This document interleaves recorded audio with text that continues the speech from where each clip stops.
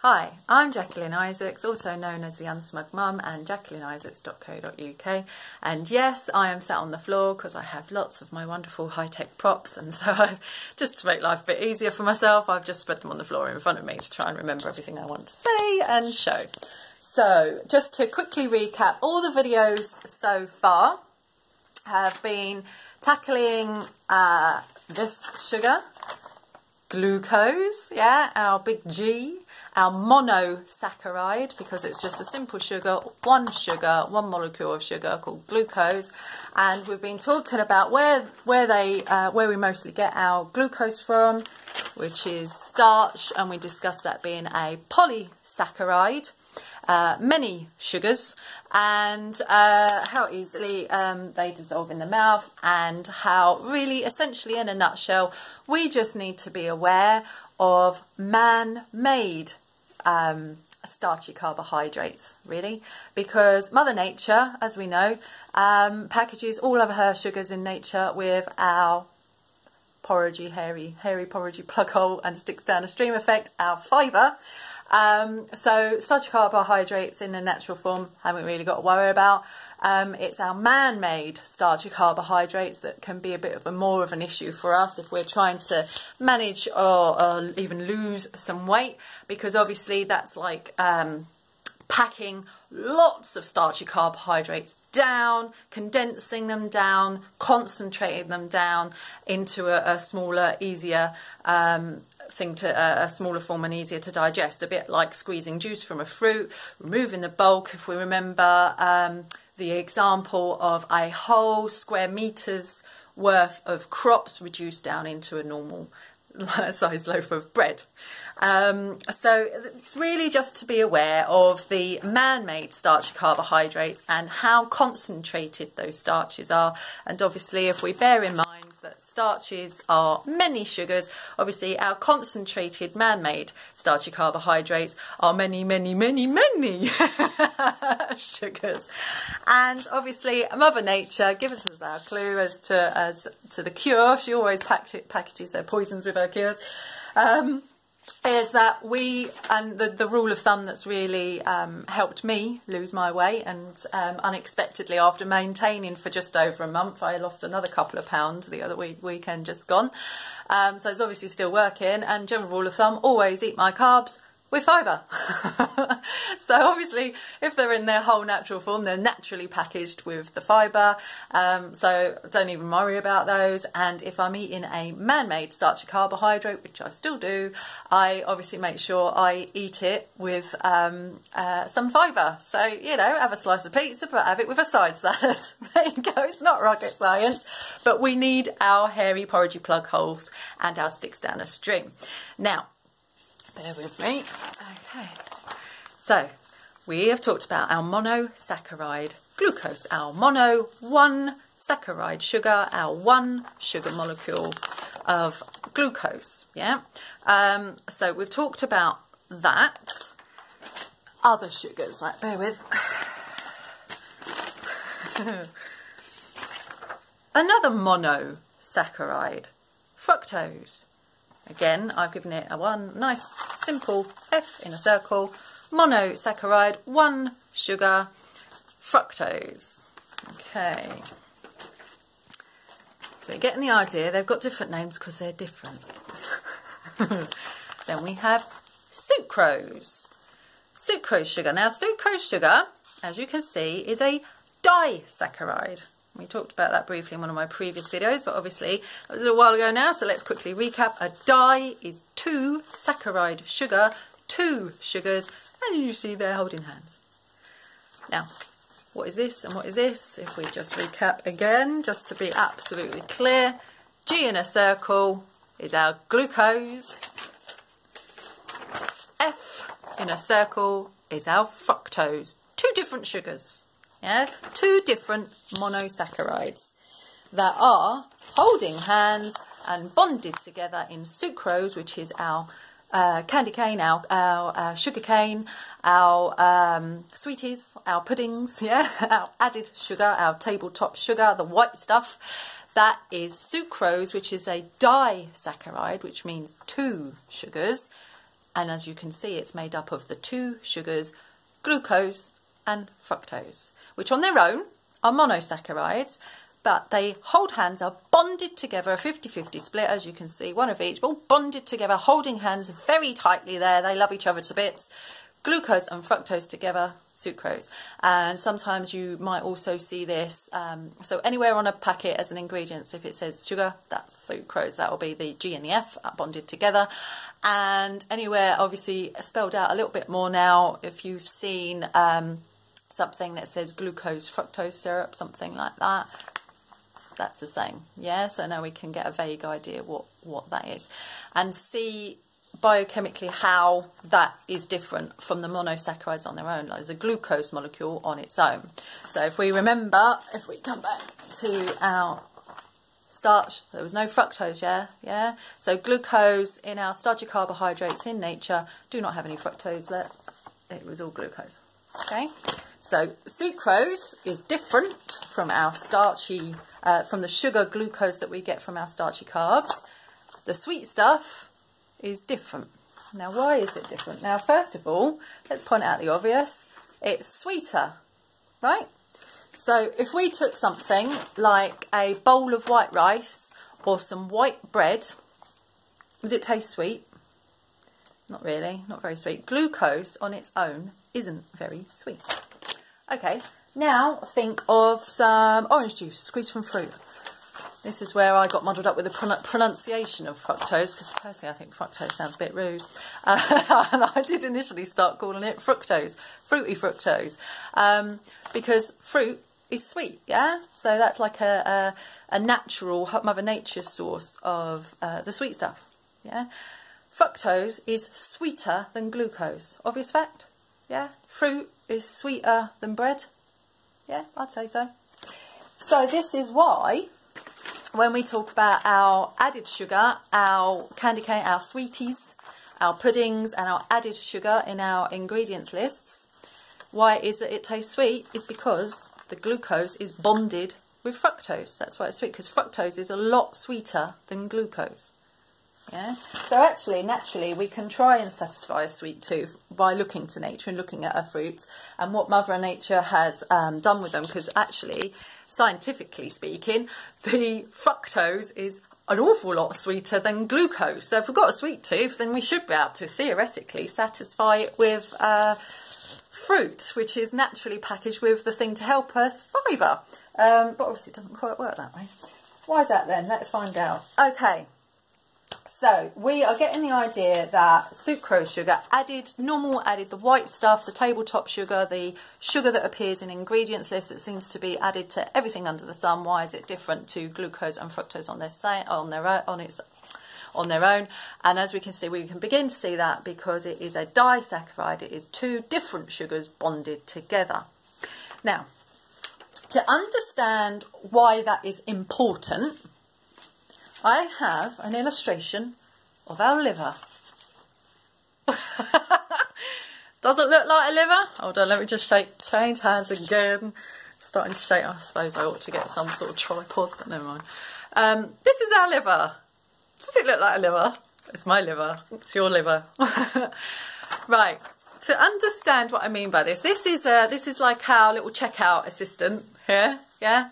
And this is two conveyor belts. Like, if you imagine we're in a supermarket, our liver is a supermarket with two checkouts. Ignoring the fact that that's going to be two very busy checkouts. Let's say one checkout is for carbs and one checkout is for fat. Yeah, so these are the conveyor belts that we're going to put our shopping onto, and here's our little shopping assistant going to help us do it. Now, this gives us the general gist that if I'm saying that this is our liver, that our liver has two different pathways for dealing with carb energy and fat energy. Why is that? Right. Well, to think about that, we go back to Mother Nature again. You know I love Mother Nature. Oh, good old Mother Nature.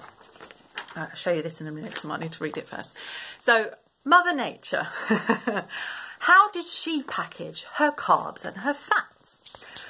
Well, for a start, they're mostly separate, yeah? So we think about our carbs and our fats, we think of what are carbs? All right, we think Mother Nature's carbs, fruit, vegetables, root vegetables and tubers like potatoes, grains, yeah, all of that lot, Mother Nature's carbs, okay. Where are Mother Nature's fats? They are in meat, they are in fish and poultry, yeah. Is this ringing any bells, that separation there? I'll make it clear in a minute. The only places where this differs slightly is there are some fruits that are also high fat, and such as avocados, olives and coconut. However, they are minimal carbs. All right, so now let's see. So here we have Mother Nature, and in nature, generally speaking, carbs and fats are separate. Yeah, they are either completely separate, what I call all or mostly, completely separate or mostly separate. And what I mean by that is such as, so we've got our fruits, our grains and our potatoes and things. That's our Mother Nature's carbs. They don't have any fat, no fat. Then you have our Mother Nature's fats. You have our meat and our fish, yeah? Our poultry, no carbs, just fat, yeah? So two types of energy sources, carbohydrate, glucose energy, fat energy from fat. We know we can burn fat for energy as well. And in nature, they generally appear separate.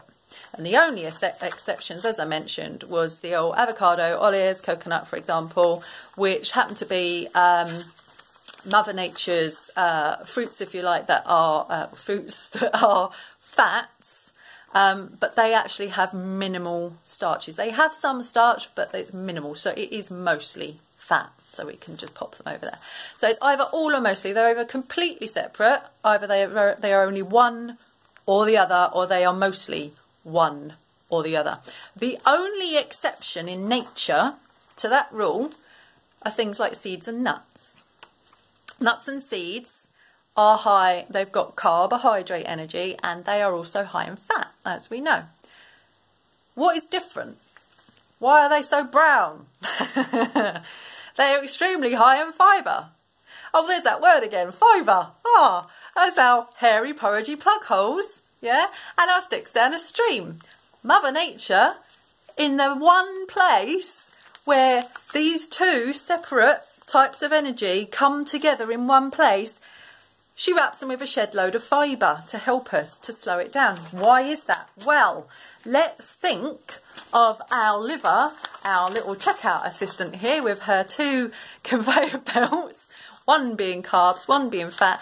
Because carbs and fats in nature, right from when we very first started being formed as humans, we developed in to process those energies separately as they appeared in nature.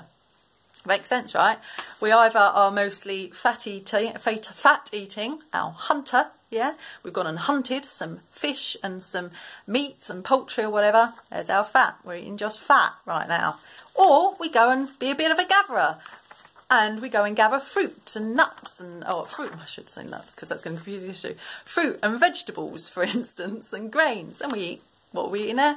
Carbs. So our bodies developed in much the same way as our foods appear in nature. So our liver mostly deals, it's separate, yeah? So it deals with carb energy and fat energy separately. So the one area, going back to this list, where carb energy and fat energy appear together in nature is wrapped around with a shed load of fibre, yeah? Why do we think that could be? If we're thinking about our little shopping assistant there with her two conveyor belts, one for carbs and one for fats. Hairy, porridgey plug holes. Slows it down or stops it getting through. So instead of her being rushed off her feet, or he rushed off his feet, slowing it down. So then at least it's not going to, you know, go too berserk and things aren't going to start toppling over and falling onto the floor. Or sticks down a stream, some of it's going to be swept on out and not even reach this poor little shopping assistant there, okay? So, bearing that in mind, we can then clarify that in that we've recognised these terms at all. Hunter, gatherer. In our quest, I think our lifelong quest to try and manage our weight successfully. It is an issue in our society. We know it is. Obesity, blah, blah, blah, blah, blah. But for us personally, I mean, obviously, if you're happy as you are, as I've said before, absolutely great. But for me personally, I want to be able to manage and maintain, and I lost weight because I wanted to. And some of this stuff that I learned obviously helped me do it, so this is why I'm passing it on. And one of the confusing things out there, so many different diets out there. Most of them are all about making money. They're selling something at the end of the day. I'm not, let me just be clear, absolutely not. This is my time. I'm giving up to do this, to share this with you, because it helped me and I just feel like it needs to be shared. So we have heard things like going paleo or going vegan being batted around, and you know, there's a lot of people going on about being vegan and eating a plant-based diet, not for the ethical reasons but for health reasons, but then equally we've heard a lot of shouting from the paleo side of things, which obviously are like, no grains, no bad guys, let's just stick to meat and fish, and these guys are like, no meat and fish, just plants. So okay, so in nature, as we discussed, let me just find my right, okay, Mother Nature kept her carbs and her fats separate. You could almost say carbs, plants, fats, animal, yeah, plants and animals, okay, carbs and fats, two types of energy. So if we go back to thinking in terms of hunter-gatherer, paleo is more towards the hunter side of things because it's talking about energy from fats, which is our meat, our fish and our poultry. Vegans are more aiming toward the gatherer side of things, which is our plants, so our carbohydrate, starchy energy, our glucose. So we've got our starchy energy, our plant energy, and our fats, our animal energy. Apart from the fact, some, you know, one works for some, one works, you know, it depends what fits in with your lifestyle and what you personally prefer, I think, in terms of what works. Can I just point out the obvious? That they both have in common one at a time. So, now you can start to understand why it is I demonstrated a liver as a bit like one shopping assistant with two conveyor belts. If we're thinking plants, animals, carbs, fats, we tend to deal with them separately, yeah. So what happened, the difference between us and our hunting gathering times, what did we become? We became gourmets. We began to put meat and plants on the plate, on the table. We began to eat our animals and our plants at the same time. So this is where things start to get a little bit different, because then what we're talking about is we are both a hunter and a gatherer. We are a gourmet. We eat our fats and our plants, our starchy energies, together at the same time. Where does that happen in nature? Let's just remember our seeds and our nuts, yeah? What did Mother Nature do in the very one place where the fats and the starches occur naturally together at the same time? She packaged it with fibre. There's that word again. Our hairy, porridgey plug holes. Why is that important? Visualise our liver as a shopping assistant with two very busy conveyor belts. Slow it down. If she's going to receive starchy energy and fat energy at the same time, really, really fast, can you imagine how hard that liver's got to work?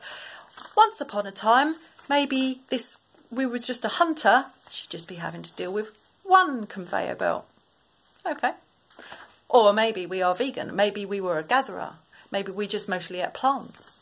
Oh, that's all right, yeah, I can deal with that. One conveyor belt, I can deal with that. But then we became gourmets and we eat our fats and our starches together on the same plate at the same time. Oh my goodness, I've now got two conveyor belts that I'm trying to deal with. What do we need to do? We need to see what Mother Nature did to help ourselves. We need to slow things down for that poor shopping assistant with her 2 conveyor belts.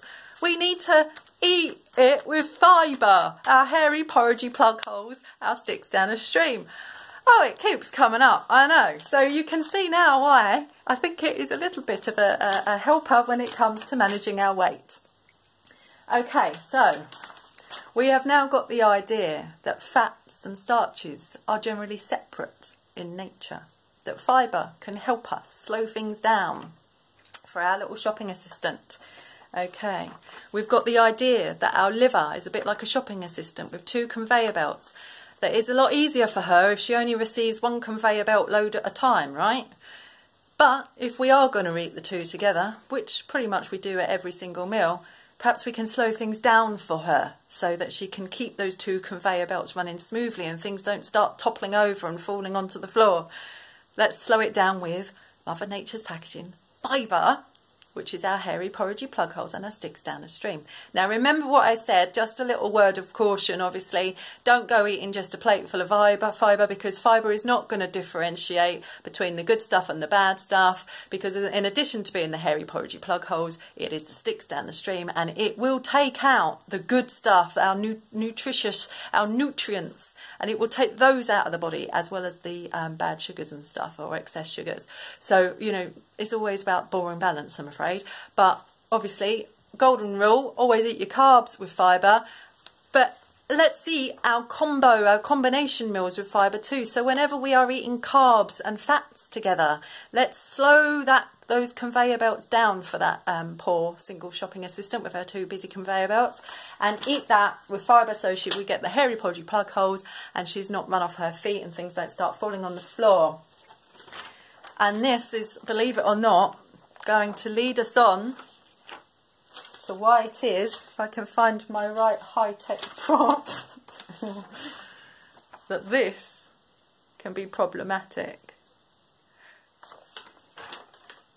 If we go back to this and we see that this is starch energy and this is fat energy. What is starch? Starch is glucose. So we could draw the conveyor belts like this, with a G for glucose, for the plants, for the carbohydrate, for the starch energy. Glucose. Fats. I've drawn a red F. What would happen if I put a circle around that F? Fructose. Where else does it appear? Glucose and fructose bonded together at the same time. How do you think, what conveyor belt do you think fructose goes on? And so I'm hoping that this is going to set us up nicely for the next video, because this biochemistry malarkey is quite complicated stuff, so I'm trying my best to simplify it down. I'm hoping the shopping assistant with the 2 conveyor belts is going to do that trick. I'd love to hear from you and see what you think about that.